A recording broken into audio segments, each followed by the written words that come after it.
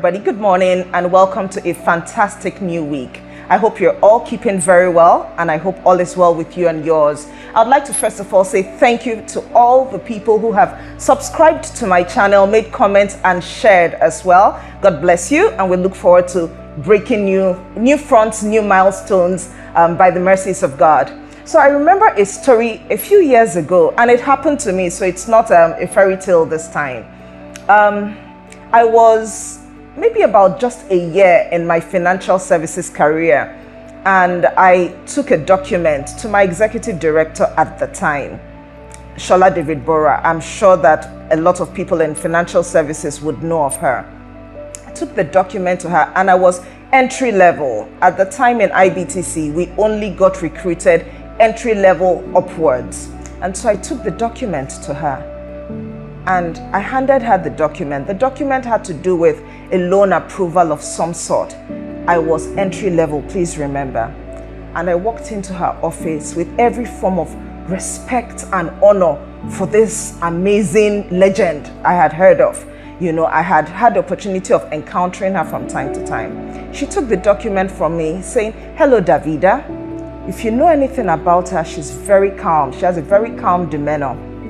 She took the document, she looked at it, and she put it down and put her biro down. Whether it's biro or pen now, I don't know, but she put something down. And then she looked at me calmly in a way that didn't leave me feeling intimidated as per I am the boss and here I'm about to start grilling you on this document. And she said very casually, "Davida, do you think I should approve?" At that moment, the world stood still for me. She asked it in such a way that I knew that her approving it hinged on my saying yes or no. I knew at that moment that was my first experience of tasting power and authority handed to me by someone of significance. I knew that the client's request was hanging on the balance based on what I said next.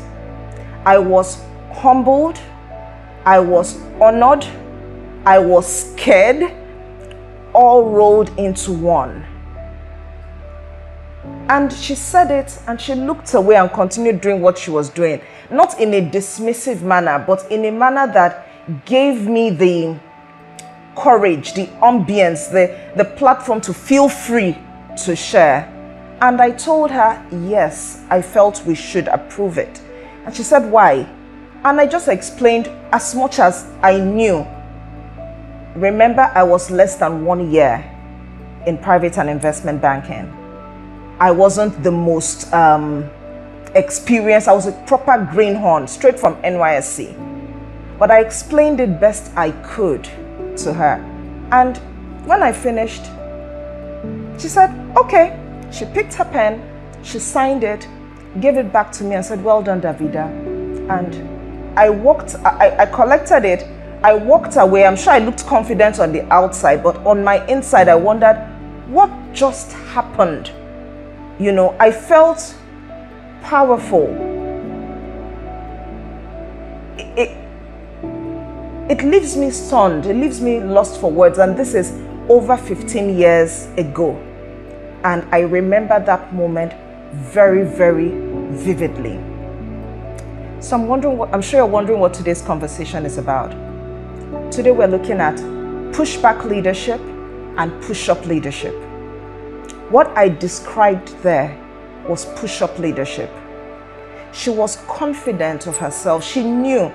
I am almost certain that if it was somebody else, if I wasn't in the business, that transaction would go through.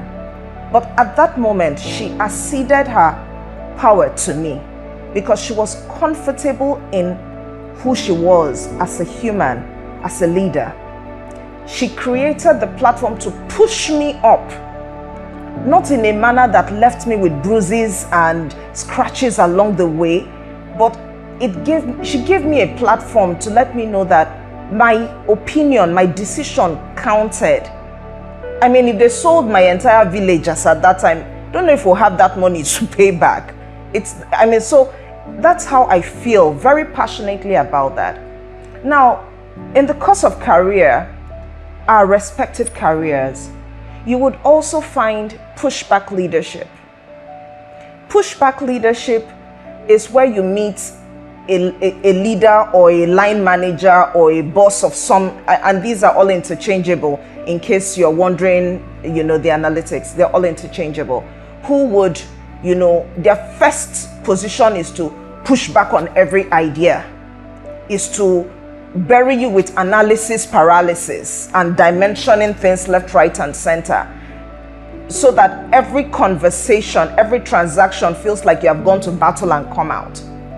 And that cannot be the standard. It should not be the standard, where each time your reports, whether they are your leadership reports or your junior staff reports or your peer reports, when they engage with you on transactions, it feels as if we have gone to war. We come out with bandages, bruises, scars, and tears. It shouldn't work like that. Is there a place for pushback? Possibly. However, it should not now mean that the entirety or the majority of the leadership style is for you to show how flamboyant you are in being able to analyze something, and when they're having conversations with you, you're listening just to answer and to counter and to show that you have superior knowledge. No. It should be a push-up leadership style where people feel comfortable enough to air their perspectives. Because you know what? There are some nuggets, some diamonds that are still in the rough, that with the right leadership style, with a push-up leadership style, it can be cleaned up and become a real dazzling diamond. Because guess what? Whether it's a diamond on the shelves of Van Cleef & Arpels or a diamond in the rough somewhere in South Africa or Botswana, both are still diamonds. It's just the process, how it is handled, that brings out true value to it. And guess what? There is also something that we shouldn't take for granted, that because this person has been in career on business for so long as you are in leadership over the person, give the person the platform, the ease of approach. Even Jesus said, "Let the little children come to me." No one can get into heaven unless they have a childlike spirit. Search the whole Bible back and forth. There's nothing like adults of God. All of us are children of God. We're all learners till the day we die. Till the day we kick the bucket, there is always something new. There's always a new perspective. There's always a new realization. You may even have known something, but you didn't realize it in a particular context. So this, I hope, would give you some opportunity to look back and say, what type of leadership do I predominantly exude? Is it a pushback leadership where you feel the need to pa before they even land, and you expect them to fight and force through? It's not every time that you're at war now. We can't be at war all the time. Soft life too is not a crime. It's not a crime to just be normal, approachable, be humane, still providing guidance with courtesy. These seem to be things that in the frenzy of life, in the pursuit of targets and all that, we tend to sort of slip up on those things a lot. Some people don't slip, they've just moved into that location permanently, And I would like for us to think about it.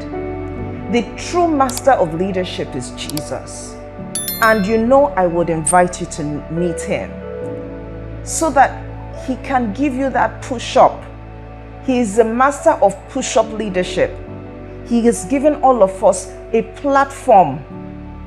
He is the rock. He says, come and climb on me, and he would lift us up. So I hope that if you do not know Jesus, that somewhere along the line of this message, you would accept him, you would see things in a different manner, would make the necessary changes with his help and turn out to be a better person. I hope you've learned something today. God bless you. Have a fantastic week ahead. Bye-bye.